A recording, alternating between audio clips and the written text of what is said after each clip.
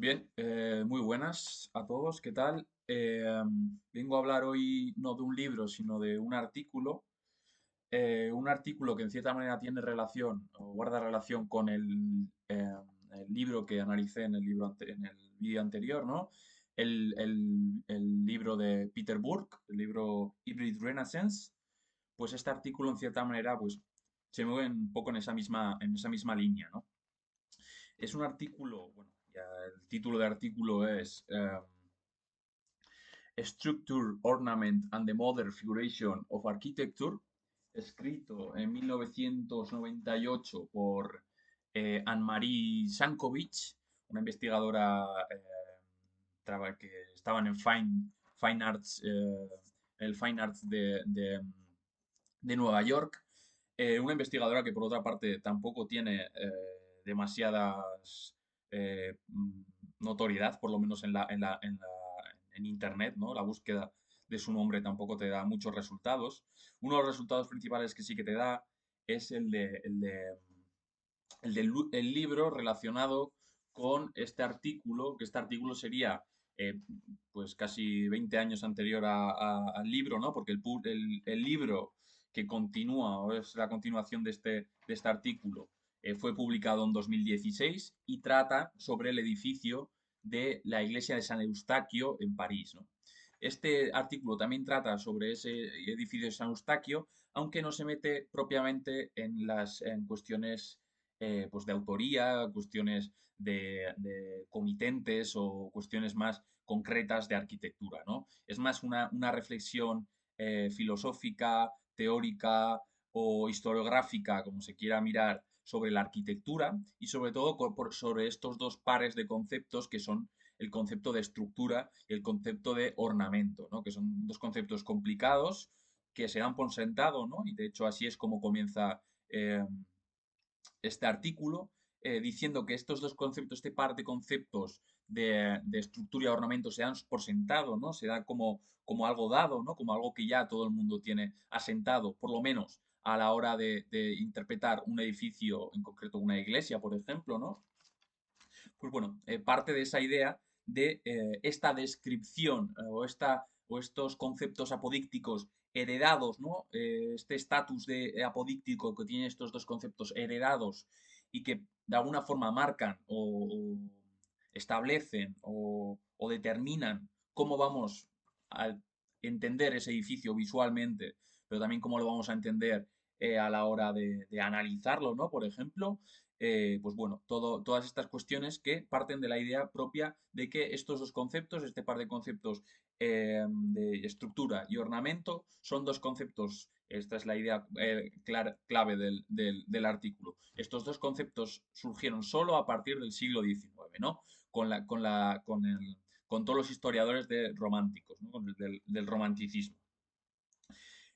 Para analizar estos conceptos se sirve de un caso de estudio, ¿no? Pero se sirve de una forma un poco especial de este caso de estudio o qué características tiene este propio caso de estudio, ¿no? Como iremos viendo. El caso de estudio en sí es la historia descriptiva, esto es importante, ¿no? La historia descriptiva del edificio de San Eustaquio de París, ¿no? Voy a llamarle San Eustaquio en su traducción, digamos, castellana, eh, pero bueno, simplemente eso. Este edificio de San Eustaquio tiene unas particularidades que, por otra parte, lo vinculan también con otro gran grupo de edificios de estos siglos un poco convulsos arquitectónicamente, como son los siglos XV y XVI, ¿no? En concreto, este edificio fue construido entre 1532 y no fue terminado hasta 1640, ¿no?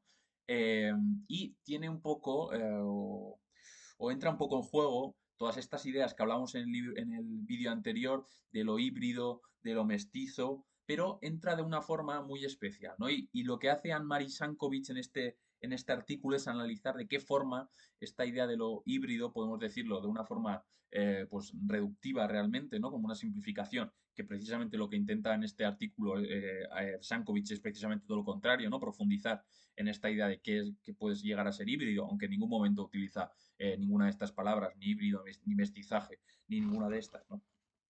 Su interés principal es analizar de dónde vienen estas categorías de estructura y ornamento que tienen que ver propiamente con lo híbrido y que tienen que ver propiamente con San Eustaquio, ¿no?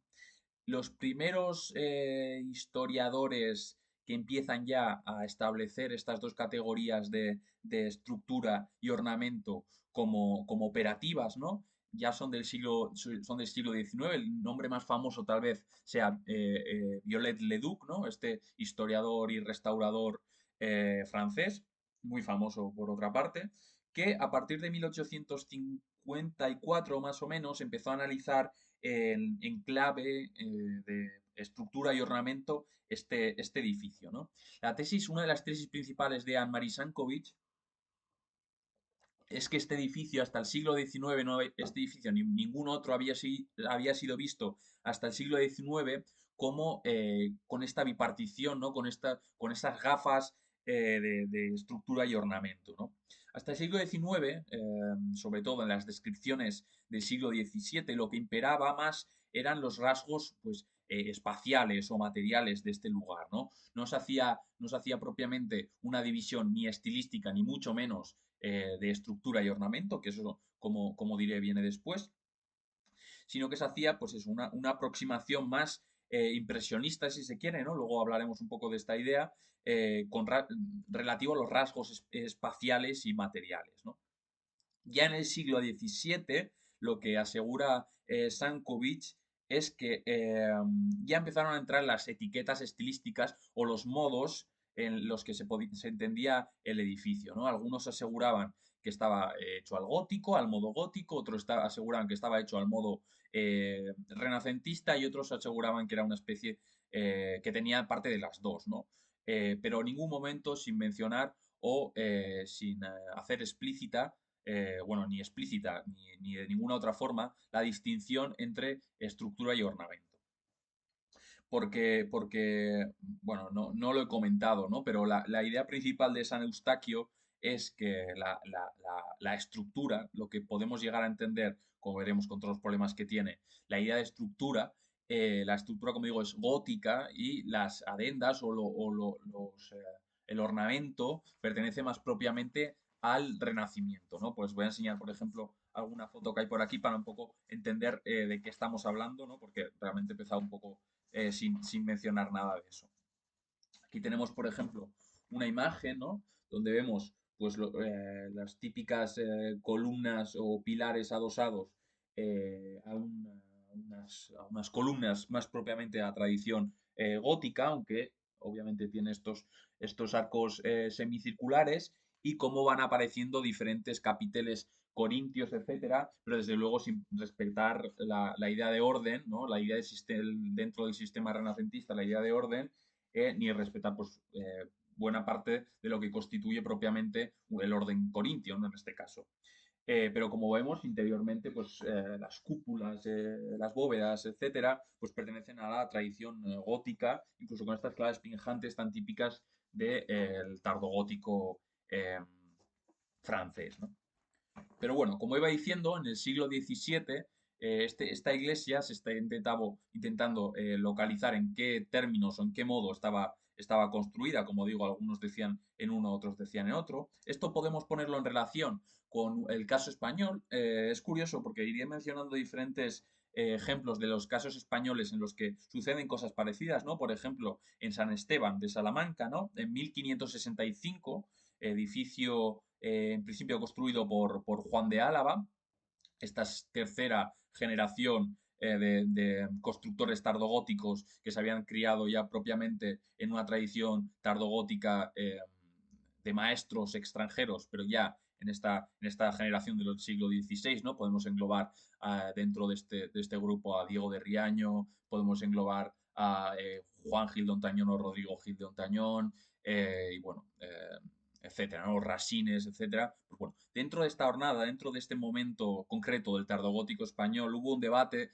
bueno, más que un debate, hubo una diferencia, bueno, puede llamarse debate, sí, realmente, una diferencia de opiniones entre a qué modo, a qué estilo o cómo estaba construido San Esteban de Salamanca, ¿no? Y por eso algunos decían que era completamente gótico, algunos otros decían que eran al romano, no decían ya al clásico ni al italiano, al romano, y otros decían creo que era Juan Bautista de Toledo, ¿no? El italianizado, clasicizado arquitecto del Escorial, decía que fue comenzado al moderno, es decir, al gótico, y fue terminado al romano, ¿no? Si no me falla la memoria.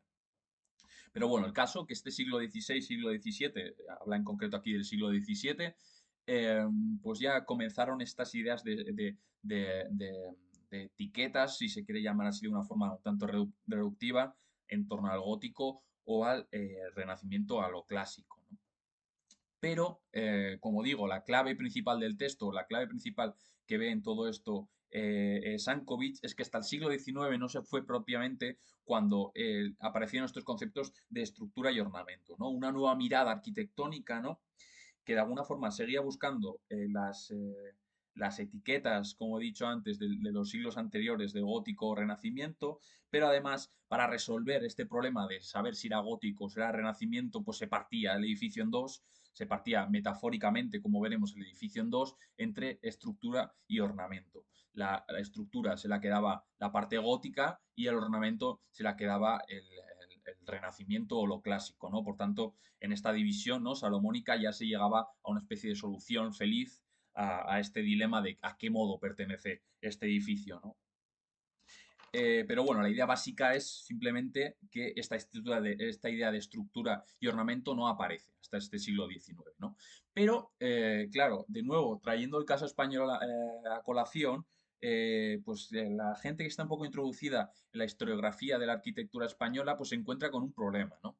El problema principal es que si hasta el siglo XIX no existían estas categorías de estructura y ornamento, cómo se entiende, por ejemplo, en el tratado del compendio de Simón García, ¿no? Como sabemos, es un compendio, un tratado arquitectónico del siglo XVI, pero copiado en el siglo XVII, un tratado arquitectónico que se cree que es o bien de Juan Gil de Ontañón o en todo caso de su hijo Rodrigo Gil de Ontañón.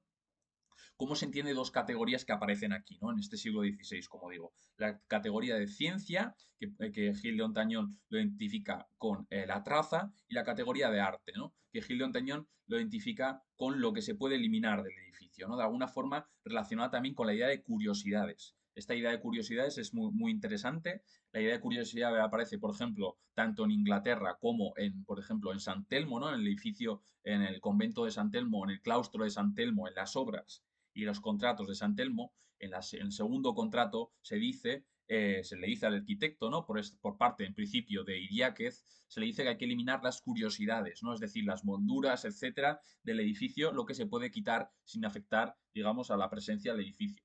Por tanto, aparecen perfectamente operando estas dos categorías de estructura y ornamento, entendido, como digo, más que como estructura de ornamentos, como ciencia y como arte, que realmente son los conceptos que nos interesan. Y de alguna forma también ha servido a la historiografía posterior para marcar dos corrientes bastante claramente diferenciadas entre los arquitectos cientificistas o científicos, como se quiera llamar, que podrían representarse por Simón de Colonia, por ejemplo, en este siglo XVI español, donde la traza es realmente lo que importa, y otro tipo de arquitectos como más centrados en cuestiones decorativas, ¿no? Por tanto, se nos presenta este problema, ¿no? Si hasta el siglo XIX no surgieron estas categorías, ¿qué hacemos con las categorías de arte y ciencia? No solo puede, la conclusión lógica que podemos sacar de este problema es, uno, o que no conoce la distinción que hacía Ontañón, Sankovic, que me parece un poco extraño. Dos, estas categorías de estructura y ornamento se refieran solo al caso francés o alemán, ¿no? Que son dos casos que menciona en el artículo, o bien que los conceptos de estructura y ornamento, como veremos y como posteriormente se utilizarán, es decir, como metáforas, no se pueden aplicar, no se corresponden directamente con la idea de traza y con la idea de decoración, o mejor dicho, con la idea de ciencia y con la idea de arte que aparece en Ontañón, ¿no? Categorías propias de la época, categorías propias de maestros tardogóticos que, como vemos, están operando en otros lugares que no sean propiamente, digamos, arquitectónicos, ¿no? Por ejemplo, en los comitentes, como puede ser Alonso de Idiáquez en San Telmo, ¿no? Con esta idea de curiosidades. Pues bueno, aquí desde luego tenemos que ir más allá de todo esto y llegar pues eso, a ver qué hay qué similitudes o qué diferencias hay entre esta teoría de Sankovich o esta premisa de Sankovich y el caso español, ¿no? Pero bueno, eso tal vez sea para otro vídeo. Bien, eh, también habla de importante de que este problema de estructura, ornamento, ya dejando un poco de lado el caso español, la idea de estructura y ornamento se refiere también, o entran, la problemática de estructura y ornamento aparece en muchas arquitecturas del siglo XVI, sobre todo en edificios y arquitecturas separadas del mundo italiano. Por tanto, pues eso, San Eustaquio es un ejemplo de muchos otros de estos siglos XV y XVI y al XVII, ¿no? Que se puede llamar, englobar y reducir con esta etiqueta de tardogóticos, o que, bueno, en cada país adopta sus propias características, pero bueno, en definitiva eso. Posteriormente, Sankovic hace una cosa muy interesante, que es realmente también otra de las claves del libro, y es que a pesar pues bueno, de mostrar la problemática de estos conceptos de estructura y ornamento en el San Eustaquio, posteriormente seguiremos avanzando en esto, no intenta desmantelarlas, ¿no? Este binomio, sino que intenta mantenerlas para estudiarlas. ¿Para estudiarlas de qué modo? Esa es la cosa, ¿no? Una de las claves del pensamiento de Sankovic es que hay un edificio físico, digamos, pero hay un edificio figurado, ¿no? Una figuración del edificio. Es decir, todas las descripciones que ha habido a lo largo de la historia sobre ese edificio que hacen, sobre todo a partir del siglo XIX, que nosotros seamos herederos de una tradición que ha visto de cierta manera este edificio, ¿no? Por tanto, este edificio o la figuración de este edificio, que es realmente importante, las descripciones de este edificio, son, a ojos de Sankovic, también un artefacto cultural que también es digno, ¿no? En definitiva, de estudio, ¿no? Por tanto, esta distinción entre estructura y ornamento del siglo XIX pertenece propiamente al edificio figurativo, más que, como veremos, al edificio físico, ¿no? Dentro de todas estas opiniones, estas descripciones que forman el edificio figurativo de San Eustaquio, podemos encontrar opiniones contrarias, ¿no? Opiniones en donde se valora, pues como digo, la riqueza figurativa, la riqueza decorativa de este edificio, a pesar de no pertenecer a esta idea de pureza, ¿no? Que analizamos en los vídeos anteriores, o todo lo contrario, ¿no? Precisamente lo que dice Viollet-le-Duc es que esto es una aberración, ¿no? Casi un estilo bastardo de muchos otros, ¿no? Pero lo importante aquí es que esta variedad de discursos, esto es lo que dice Sankovic, esta variedad de discursos historizados, ¿no? Estos discursos arquitectónicos que en definitiva forman el edificio figurado, ¿no? Permiten además dar cabida a diferentes dramatizaciones o diferentes historias, diferentes narrativas en torno a el macrocaso, digamos, de la gran colisión, ¿no? Que decía Peter Burke, que era el choque, en principio, convivencia, resistencia, como se quiera llamarlo, entre el gótico y el renacimiento, ¿no? Por tanto, esto se ve muy claramente en Anthony Blunt, ¿no? En el historiador espía, que dice que, o en la descripción de San Eustaquio, ¿no? En su libro sobre el siglo XVI francés, en su definición sobre San Eustaquio, se ve claramente cuál es su idea precisamente sobre esta colisión, ¿no? Entre el gótico y el renacimiento, ¿no? Y es que para Blunt el clasicismo, digamos, tiene un surgimiento, un desarrollo y un triunfo, ¿no? Y en este siglo XVI, en este San Eustaquio en concreto, sería precisamente pues este surgimiento, como digo, en la supuesta decoración donde aparece, pues este orden, o estos capiteles, mejor que he dicho que orden, corintio, etcétera, ¿no? Por tanto, no es una época en principio de decadencia, sino es un surgimiento o un estado embrionario, ¿no? De cómo comprende realmente Anthony Blunt la arquitectura. Posteriormente ya pasa a analizar otra idea bastante interesante también, que es la idea de transición, de transitoriedad, de época de transición o edificio de transición, ¿no? Que también es muy interesante, sobre todo para analizar buena parte de la arquitectura del siglo XV, siglo XVI y a veces también el siglo XVII europeo en general y también americano. Y es que esta idea de transitoriedad, ¿no? Que muchos historiadores han calificado como edificio de transición a este San Eustaquio de París, pues solo se puede entender en base a cómo se entiende la propia historia de la arquitectura, ¿no? Por tanto, lo que está haciendo todo el rato Sankovic es pasar de este edificio como caso o como ejemplo para hablar del macrocaso, que bien puede ser pues la propia historia estilística de la arquitectura, o bien puede ser pues el choque entre el gótico y renacimiento, ¿no? Pero bueno, el caso es que precisamente esta idea de estructura y ornamento, ¿no? Este binomio, según Sankovic, es lo que permite, pues de alguna forma, pues crear esta idea de transición, ¿no? De transición entre dos estilos, ¿no? Porque esta idea de estructura y ornamento jerarquizada, como veremos, y unida a ciertos valores o ciertos modos arquitectónicos o estilísticos, de alguna forma solo se puede entender en base a entender la historia de la arquitectura o historia estilística de la arquitectura como una línea, ¿no? En una línea entre dos lugares aparece la transición, ¿no? Entre dos épocas, entre dos estilos o como se quiera, ¿no?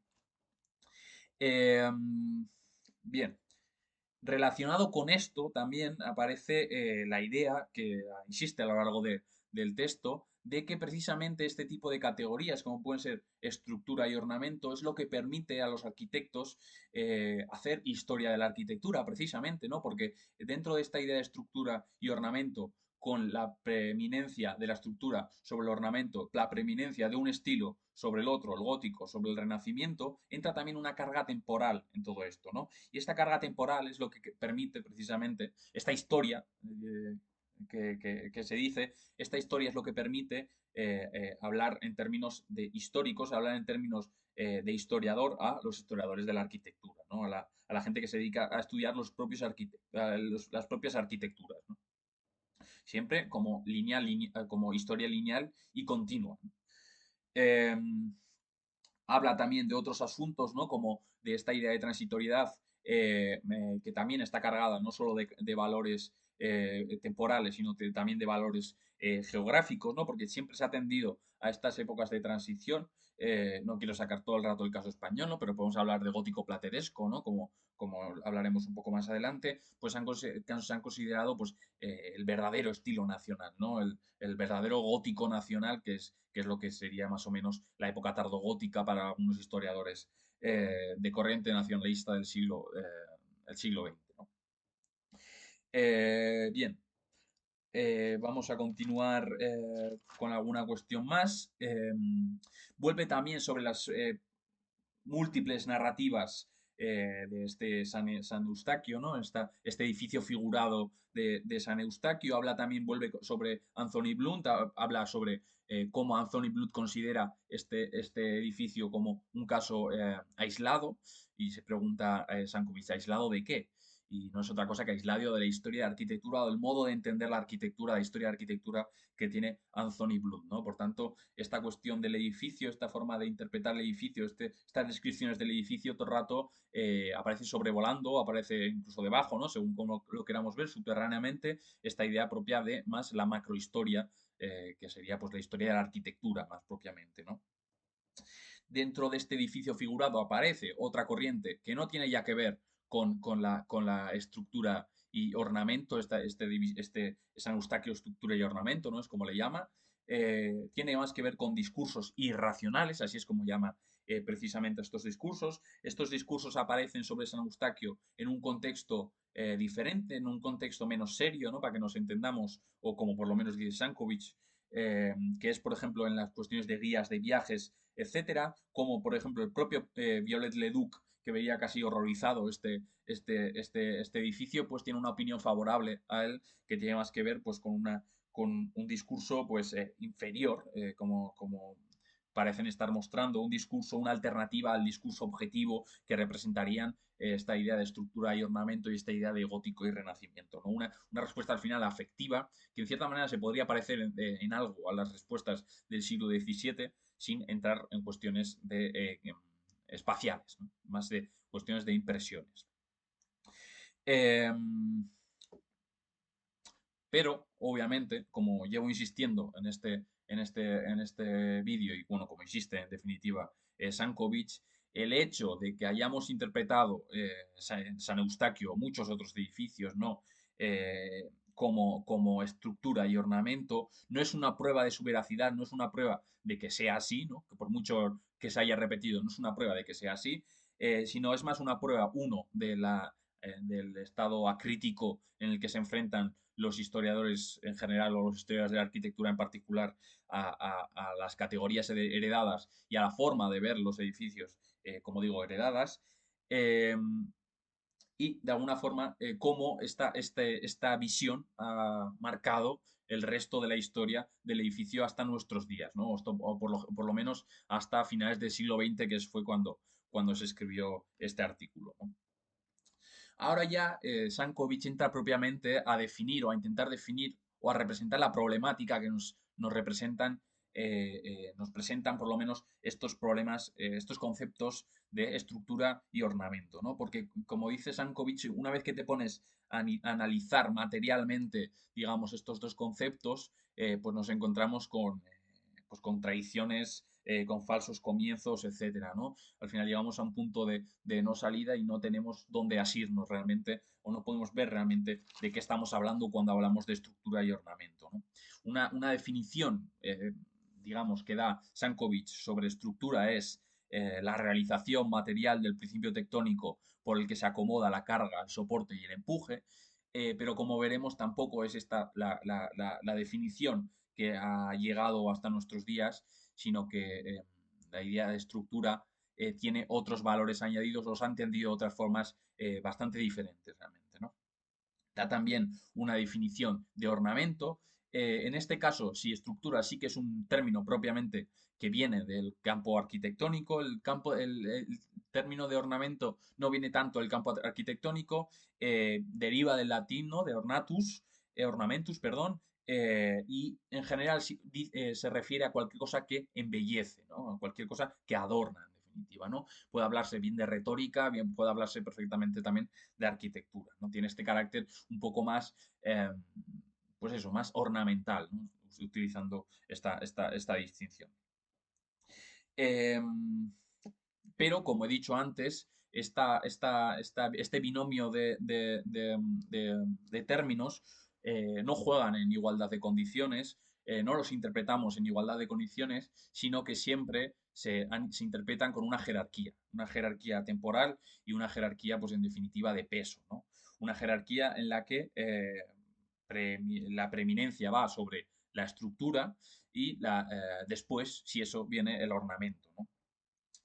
Y por eso, precisamente, tal vez esta idea de entender la estructura y ornamento de esta forma, aparecen conceptos en su momento revolucionarios también, como puede ser la forma de entender la arquitectura que tiene Fernando Marías y la forma en la que interpreta, por ejemplo, el fenómeno del plateresco, ¿no? Que no es un renacimiento plateresco o algo por el estilo, sino es más bien un gótico plateresco, ¿no? Porque la estructura, que sería propiamente el espacio o la traza, al modo español, que sería propiamente gótica, se ve una añadidura, se ve que puede asimilar, y de nuevo aparecen todos estos conceptos de asimilación, traducción, revestir, ¿no? Todos estos conceptos, por supuesto, que bañan mundo, el campo o bañaron el campo de la idea del plateresco. Por eso esa preeminencia del gótico a la que se añaden unas decoraciones al modo renacentista, pues por eso sugiere este concepto de gótico plateresco, Fernando Marías, ¿no? Pero como digo, el caso español no se puede de alguna forma reducir al esquema que nos proponen aquí en San Eustaquio, por lo menos. Hay otros casos, como Felipe Pereda en su artículo, eh, no recuerdo ahora mismo de qué año es, pero es en su artículo analizando la portada de San Gregorio de Valladolid, ¿no? Que donde habla de los salvajes y la llegada del salvaje americano, etcétera, ¿no? Y dice cómo, y sobre todo la idea de Ashwork, que es la que nos interesa ahora mismo, esta decoración en ramas vegetales, dice cómo en el mundo ibérico el Ashwork o la decoración vegetal no es posible analizar esta decoración como un elemento superpuesto a la estructura, porque la jerarquía moderna ha sido volatilizada. Por tanto, esta jerarquía de estructura y ornamento operativa en el siglo XIX o creada en el siglo XIX, de nuevo, en el caso español del siglo XVI, siglo XVII, siglo XV, pues no es aplicable, ¿no? Porque no sé si el caso español tiene unas categorías de la época, ¿no? Al modo baxandaliano, que nos permiten entender mejor estos conceptos que, como veremos, no tienen tanto de metáfora como tienen los del siglo XIX, ¿no? Eh, pero siguiendo un poco con esta idea de jerarquía, también hay que hacer una pequeña reflexión, ¿no? Porque si sí que es verdad que se entiende la estructura como preeminencia y posteriormente la arquitectura, el ornamento, también es cierto que dentro de la historia del arte o dentro de la historia de la arquitectura, a veces se entiende precisamente la centralidad o el acento se le da precisamente no tanto a la estructura, que sería, digamos, el carácter lógico que tendría este binomio, sino más bien se le da precisamente lo contrario, al ornamento. Y por ejemplo, esto lo podemos ver en casos como la idea de estilo desornamentado, que sí es como se define, por ejemplo, el Escorial, ¿no? O muchos otros, o Plain Architecture, ¿no? Que es como le llama al estilo desornamentado en Portugal, le llama George Kubler. Bueno, toda una serie de conceptos que precisamente la idea de desornamentado nos dice que no tiene ornamento, precisamente le da la preeminencia, el concepto central a esta idea de ornamento, ¿no? Y bueno, es un poco la reflexión que podemos hacer, ¿no? Porque también a la hora de analizar qué es estructura y qué es ornamento, pues desde el siglo XIX vemos que estos dos conceptos, ¿no? Sobre todo, o principalmente, o inevitablemente, si se quiere, en los casos de épocas de transición, ¿no? Edificios de transición, entre estilos artísticos, se entiende, entre estilos o épocas históricas, mejor dicho, ¿no? Pues estos dos conceptos se ven cargados siempre, se ven manchados por toda una serie de etiquetas estilísticas que es muy difícil ir quitando, ir eliminando, ir separando para poder operar, ¿no? Realmente con todos estos etiquetas, ¿no? Por tanto, es muy difícil eliminar qué es estructura y qué es ornamento o discernir qué es estructura y qué es ornamento, porque precisamente tiene toda una serie de valores cargados que eliminarían o que al quitarlos se derrumbaría todo el edificio, porque como digo, este edificio es principalmente metafórico o principalmente figurativo, ¿no? Siguiendo un poco con este tipo de metáforas, ¿no? Eh, y es que es precisamente eso lo que defiende aquí Sankovic en el texto, ¿no? Que la forma en la que se usan eh, estos conceptos de estructura y ornamento es de una forma metafísica, ¿no? Bueno, más que metafísica, metafórica, ¿no? Aunque también metafísica en su base, ¿no? ¿Por qué dice esto? Pues bueno, como asume que el concepto de estructura es un concepto arquitectónico, se asume también que este concepto arquitectónico ha traspasado las barreras del discurso arquitectónico y ha llegado al discurso general, ¿no? Podemos hablar de la estructura de un soneto, ¿no? Podemos hablar de la estructura de un discurso o podemos hablar de la estructura del cuerpo humano, ¿no? Por ejemplo, ¿no? Podemos hablar de estructura en muchos sentidos, pero todos viniendo del campo arquitectónico, ¿no? Pero también se hace la ida y la vuelta, al tornaviaje, ¿no? El tornaviaje al discurso arquitectónico. Y es precisamente este tornaviaje por ejemplo, el concepto de estructura vuelve desde el campo más general metafórico, que es como le llama aquí Sankovic, de nuevo al discurso arquitectónico, y es este tipo de estructura la que se está hablando cuando se está hablando de estructura contra o versus slash ornamento, ¿no? Su estado figurativo alterado, que es como realmente la clave realmente de esta idea de estructura y esta idea en definitiva también como subsidiaria de ornamento, ¿no? Eh, Aquí dice que estos conceptos de estructura ya no poseen un significado, el concepto de estructura en concreto, ya no posee un significado arquitectónico preciso, de hecho, han adquirido un significado no arquitectónico, ¿no? Entonces, estructura, por mucho de que venga del mundo arquitectónico, el discurso arquitectónico casi técnico, pues cuando va y vuelve del mundo, esta idea de Sankovic, ha perdido ya toda su operatividad arquitectónica, ¿no? Eh, Habla también de otro tipo de discursos que hay en torno a San Eustaquio, ¿no? También asimilando o operando inevitablemente con las ideas de estructura y ornamento. Habla propiamente de lo que sería, algunos autores, por ejemplo, Jean-Baptiste Lassus habla de la estructura interior, ¿no? A presencia interior, ¿no? Que pueden tener casi la esencia, ¿no? Se puede decir, de estos edificios. eh, que se puede relacionar pues, con todo el mundo alemán, ¿no? Pues posterior también, bien del siglo XIX, ¿no? Como Gottfried Semper, pero también posterior a la segunda oleada de la Escuela de Viena, ¿no? Como este concepto de estructura análisis, que en definitiva hablan de una presencia interior en estos edificios, ¿no? Finalmente, el texto termina hablando por qué Alberti, por ejemplo, o muchos teóricos de la arquitectura no entendían el concepto de ornamento o estructura del mismo modo que lo entendía el siglo XIX, ¿no? Y es precisamente porque el Renacimiento o la idea de orden o la idea de sistema, porque tenemos que tener en cuenta que el Renacimiento realmente llega o el Renacimiento es tal precisamente cuando se empieza a entender la idea de orden, la idea de columna en sentido de orden, ¿no? Y es precisamente en este momento cuando las columnas, cuando los órdenes organizan el edificio, ¿no? Además de dar un repertorio formal, organizan el edificio y organizan la relación entre la proporcionalidad entre las diversas partes, cuando esta idea de adhesión al edificio pues pierde todo su sentido, ¿no? Y deja de tener el sentido que tiene, por ejemplo, en el gótico español, ¿no? Por tanto, termina con esta frase de Sankovic de la forma de los edificios permanece encadenada a la extraña forma de los contornos de sus historias, ¿no? Por tanto, esta idea de edificio figurado, muy importante y que falta, que también tengo que decir que no he leído el libro posterior publicado en 2016 y que si lo leo en algún momento, pues le dedicaré un vídeo en relación con todos estos asuntos, ¿no? Pero claro, nos queda la última respuesta por responder, que precisamente se responde en el libro, y es que si no es estructura ornamento, entonces ¿qué es? ¿No? ¿Qué hay que analizar en todo esto? ¿No? Pues esperamos que por lo menos en el libro de 2016 se respondan, o podemos sugerir tal vez, si no es estructura de ornamento, ¿qué es? Pues es traza y arte, ¿no? Con categorías propiamente de la época y para el contexto en concreto de castellano, ¿no? En este caso. Bueno, esto es un poco lo que puedo decir sobre este artículo muy interesante, por otra parte. Muchas gracias.